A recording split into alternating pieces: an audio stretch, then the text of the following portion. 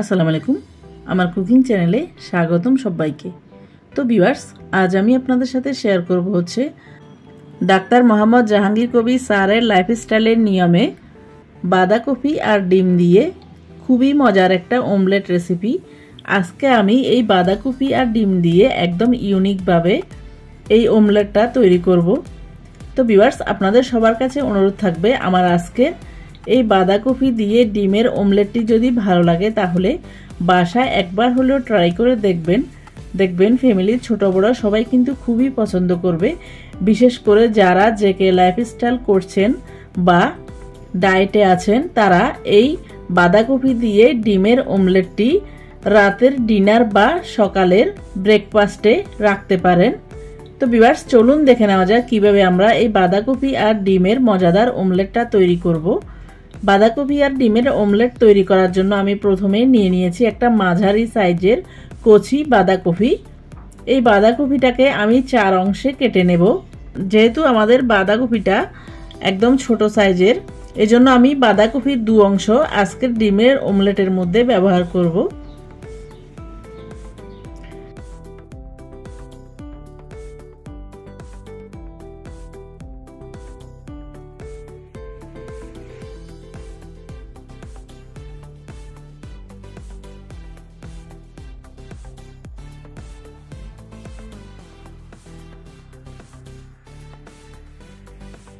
তো ভিউয়ার্স, দেখতে পাচ্ছেন আমি একদম ছোট ছোট করে বাঁধাকপিটাকে লম্বালম্বিভাবে প্রথমে কুচিয়ে নিয়েছি। এরপর আমি এই বাঁধাকপিটাকে মাঝারি সাইজ করে কেটে নেব।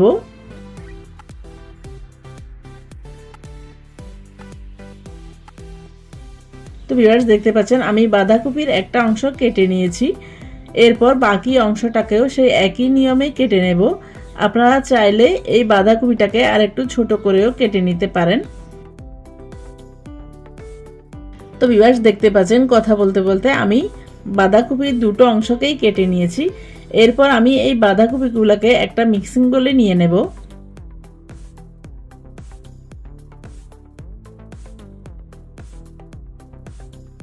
তো ভিউয়ার্স, দেখতে পাচ্ছেন বাঁধাকপিগুলোকে আমি একটা মিক্সিং বোলে নিয়ে নিয়েছি। এরপর আমি দিয়ে দেব ফুটন্ত গরম পানি। যতক্ষণ পর্যন্ত না বাঁধাকপিটা ভালো করে ডুবে যায় ততক্ষণ পর্যন্ত আমি ফুটন্ত পানিটা দিতে থাকব। এখানে আমি 3 গ্লাস পরিমাণ ফুটন্ত গরম পানি দিয়েছি। এরপর আমি ভালো করে নেড়ে ছেড়ে এই বাঁধাকপিটাকে 30 মিনিট পর্যন্ত রেস্টে রেখে দেব। ফিরে আসলাম 30 মিনিট পর। তো ভিউয়ার্স, দেখতে পাচ্ছেন আমাদের বাঁধাকপিটা একদম সফট হয়ে গেছে। এরপর আমি এই বাঁধাকপিটাকে একটা স্ট্রেনারের সাহায্যে উঠিয়ে নেব যাতে পানিগুলো ভালো করে সরে যায়। এজন্য আমি একটা ছিদ্রযুক্ত স্ট্রেনার নিয়ে এই বাঁধাকপিটাকে একটা মিক্সিং বোলে নিয়ে নিলাম। এরপর আমি এই বাঁধাকপির মধ্যে অ্যাড করে দেব 2টা বড় সাইজের পেঁয়াজ কুচি, দিয়ে দেব 4-5টা রসুনের কোয়া। রসুনের কোয়াগুলোকে আমি একদম চপ করে কেটে নিয়েছি। তো ভিউয়ার্স, এখানে আমি রসুনটা দিয়েছি কারণ আমার কাছে এই বাঁধাকপির অমলেটের মধ্যে রসুনটা খেতে ভালো লাগে, তবে এই ক্ষেত্রে আপনারা চাইলেই স্কিপ করতে পারেন। এরপর আমি দিয়ে দেব 2 থেকে 3টা কাঁচামরিচ। কাঁচামরিচগুলোকে একদম ছোট ছোট করে কুচিয়ে নিয়েছি। এরপর দিয়ে দেব 1 চিমটি পরিমাণ গোলমরিচ গুঁড়া, দিয়ে দেব 1 চিমটি পরিমাণ হলুদ গুঁড়া, এরপর দিয়ে দেব 1 চিমটি পরিমাণ মরিচ গুঁড়া, দিয়ে দেব 1 চিমটি পরিমাণ ধনিয়া গুঁড়া, এরপর দিয়ে দেব হাফ টিস্পুন পরিমাণ ভাজা গরম মশলা গুঁড়া, দিয়ে দেব স্বাদ মতো লবণ।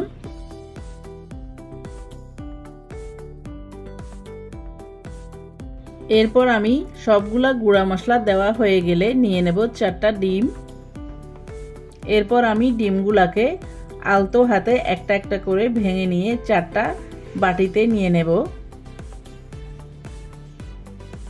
এই কাজটা খুব সাবধানে করতে হবে, লক্ষ্য রাখতে হবে যাতে এই ডিমের কুসুমটা ভেঙে না যায়। এজন্য একদম আলতো হাতে আস্তে আস্তে করে ডিমটাকে ভেঙে একটা বাটিতে নিয়ে নিতে হবে। তো ভিউয়ার্স, দেখতে পাচ্ছেন কথা বলতে বলতে আমি 4টা ডিম 4টা বাটিতে নিয়ে নিয়েছি। এরপর আমি আপনাদেরকে দেখিয়ে দিচ্ছি। তো ভিউয়ার্স দেখতে পাচ্ছেন আমি কথা বলতে বলতে 4টা ডিম 4টা বাটিতে নিয়ে নিয়েছি। এরপর আমি একে একে এই ডিমের সাদা অংশগুলোকে বাঁধাকপি আর মশলার মধ্যে দিয়ে দেব, আর ডিমের কুসুমটাকে একটা চামচ দিয়ে আলতো হাতে আলাদা করে নেব। তো ভিউয়ার্স দেখতে পাচ্ছেন আমি কিভাবে ডিমের কুসুমটাকে সাদা অংশ থেকে আলাদা করে নিচ্ছি। এভাবে ডিমের কুসুমটাকে একটা চামচ দিয়ে সাদা অংশ থেকে আলাদা করে নিলে ডিমের কুসুমটা ভাঙবে না, একদম সেফ থাকবে।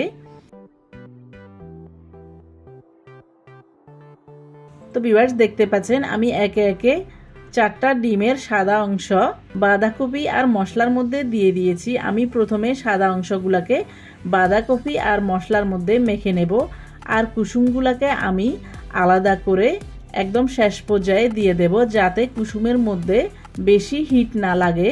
তো ভিউয়ার্স এরপর আমি এই ডিমের সাদা অংশ আর মশলাগুলোকে বাঁধাকপির মধ্যে ভালো করে হাত দিয়ে কষলি কষলি মেখে নেব, যাতে বাঁধাকপিটা আরও একটু সফট হয়ে যায়। বাঁধাকপিটা তো গরম পানিতে দেওয়ার ফলে এমনিতেই সফট হয়ে গেছে, আরও একটু সফট হওয়ার জন্য আমি ভালো করে হাত দিয়ে কষলি কষলি মেখে নেব। তো ভিউয়ার্স দেখতে পাচ্ছেন আমি কথা বলতে বলতে বাঁধাকপিটাকে মেখে নিয়েছি। এরপর এটাকে একপাশে রেখে চলে যাব চুলায়। চুলায় একটা প্যান বসিয়ে দিয়ে দেব 2 থেকে 3 টেবিল স্পুন পরিমাণ বাটার।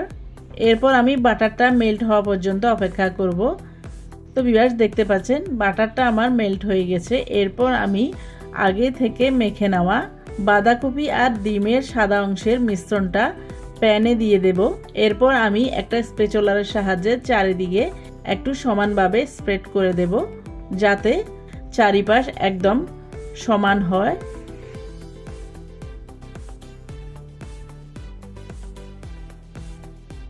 এরপর আমি ঢেকে দিয়ে চুলা আঁচটাকে একদম নিভু নিভু আঁচে রেখে 3 মিনিট পর্যন্ত জাল করে নিয়েছি।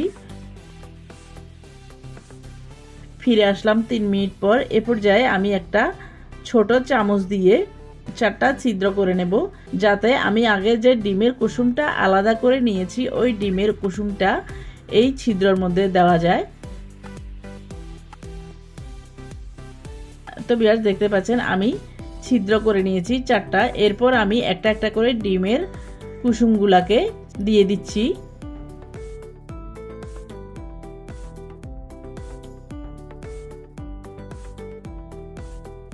এরপর উপর থেকে দিয়ে দেব অল্প পরিমাণে পিঙ্ক সল্ট, যাতে ডিমের কুসুমটা একটু লবণ লবণ হয়। এরপর দিয়ে দেব 1 চিমটি পরিমাণ গোলমরিচ গুঁড়া।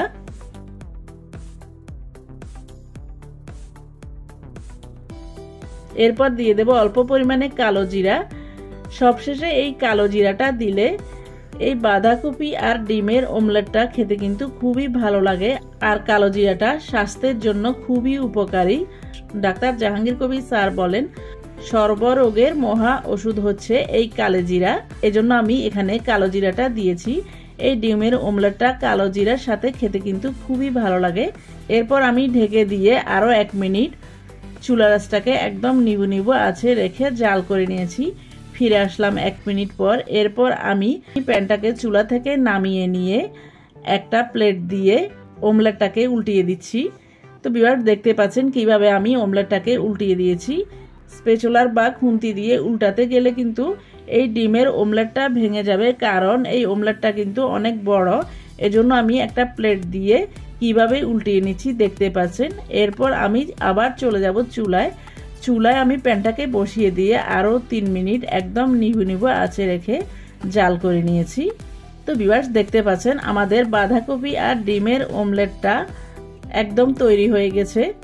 এরপর আমি এই বাঁধাকপি আর ডিমের অমলেটটাকে সেই একই প্রসেসে একটা প্লেটে সার্ভ করে নিচ্ছি। দেখতে পাচ্ছেন আমি কিভাবে এই বাঁধাকপির অমলেটটাকে সার্ভ করে নিচ্ছি।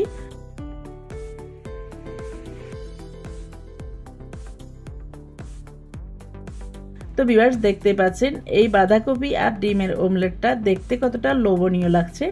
দেখতে যেমন লোভনীয় লাগছে, খেতেও কিন্তু অনেক মজা হয়েছে। এরপর আমি একটা ছুরির সাহায্যে বাঁধাকপির অমলেটটাকে ডিম সহ কেটে নেব। এরপর আমি মাঝখান দিয়ে আরও এক অংশ কেটে নিয়েছি যাতে ডিমের কুসুমটা ভালোভাবে দেখা যায়।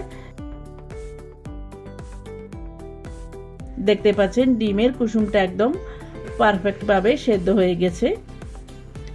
তো ভিউয়ার্স, আপনাদের সবার কাছে অনুরোধ থাকবে আমার আজকের এই বাঁধাকপি আর ডিমের অমলেট রেসিপিটি যদি ভালো লাগে তাহলে বাসায় একবার হলেও ট্রাই করে দেখবেন ফ্যামিলির ছোট বড় সবাই কিন্তু খুবই পছন্দ করবে।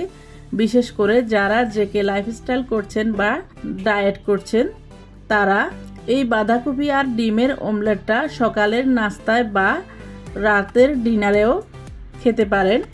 তো ভিউয়ার্স, আপনাদের সবার কাছে অনুরোধ থাকবে আমার আজকের এই বাঁধাকপি আর ডিমের অমলেটের রেসিপিটি যদি ভালো লাগে তাহলে বাসায় একবার হলেও ট্রাই করবেন। আর রেসিপিটি যদি ট্রাই করেন তাহলে কেমন হয়েছে কমেন্ট করে জানাবেন। আর কোনো নতুন রেসিপি পেতে চাইলে আমার চ্যানেলে কমেন্ট বক্সে কমেন্ট করে জানাবেন, আমি আপনাদের সাথে অবশ্যই শেয়ার করার চেষ্টা করব। তো ভিউয়ার্স, আবারও আমার রেসিপিটি ট্রাই করার অনুরোধ জানিয়ে আমার চ্যানেলকে লাইক কমেন্ট শেয়ার ও সাবস্ক্রাইব করার অনুরোধ জানিয়ে আজকের মতো এখানে বিদায় নিচ্ছি। আবার দেখা হবে নতুন কোনো ভিডিওতে নতুন কোনো রেসিপি নিয়ে। সে পর্যন্ত সবাইকে আসসালামু আলাইকুম, আল্লাহ হাফেজ।